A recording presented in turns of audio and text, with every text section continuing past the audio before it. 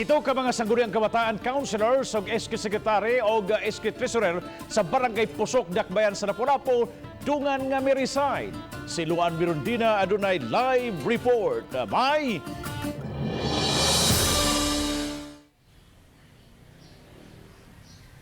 Yes, Bob, usagyud ka mass resignation ang nahitabo humandungan nga miduso sa ilahang resignation letter ang siyam ka mga naglangkob sa SK Council sa Barangay Pusok. Sa resignation letter nga gi-address sa SK Council ngadto kang Pusok Barangay Captain Justino Buok Jr., mabantayang pareho ang rason sa tanan sa ilang pag-resign. Ilang gisaysay ang ilang kasagmuyo sa ilang gihulagway nga ineffective leadership sa ilang SK chairperson. Namasangil sila nga inactive leadership ang misangpot sa pagkaparalisa sa ilang mga kalihukan. Apan ang mga resignation letter wala pirmahi sa kapitan. Wa pa gyud ko mo approve ani kay bawo ko unsay baruganan sa mga batanon dili ginasla hugot og desisyon, di ba? Mo nahatod karon wa gyud nako pirmahe. Giangkon hinuon ni Buok nga siya mismo nasagmuyo sa performance sa SK chairperson apan iyang giklaro nga ang pag-resign sa mga naglangkob sa SK Council ilang kaugalingong desisyon. Kinsa may makauyon ana nga out of 65 ka sesyon na namo 35 ra iyang attendance.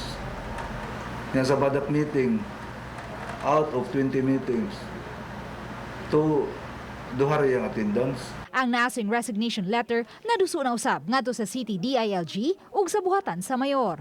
Kay elected man na sila, so i-fill in gina siya through a special election. But for now, we will ask for guidance, we'll seek for a guidance in the central office as to what to do considering dool na baya sa dang election. Apan sa telephone interview sa RTV Balitang Bisdak sa usa sa mga SK councilors nga si Zandra Faye Dignos, gitataw ni ini nga bisan pa man kung nasagmuyo sila sa pagduma sa ilang SK chairperson, bukas gihapon siyang makighinabi kaniya. Makaya pa niya na makapayos pa na maunti tatanong pa na magputi masusunod kinahanglan ko ang kaya na komisyon at sa istorya ang mabuti ko kaya.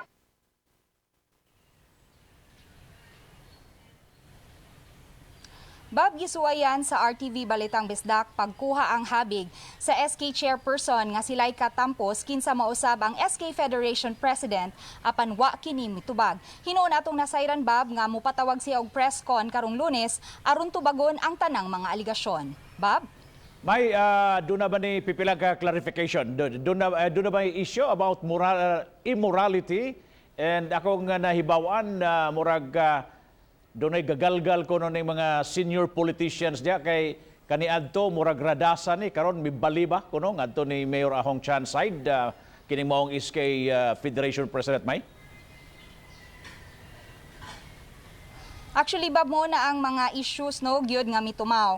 Una, sa issue sa immorality ato nang gipangutana dito sa DILG, but giklaro sa OIC DILG Lapu-Lapu nga dili na siya mamahimong grounds, Bob, para kana sa ilahang resignation letter. Ikaduha kanang ingon nga kaniadto usara ni sila ka partido gidinay na siya, Bob, sa iyang mga kaubanan nga dili ni siya bulok politika ang nakakuha nila nga sila muduso sa ilahang resignation.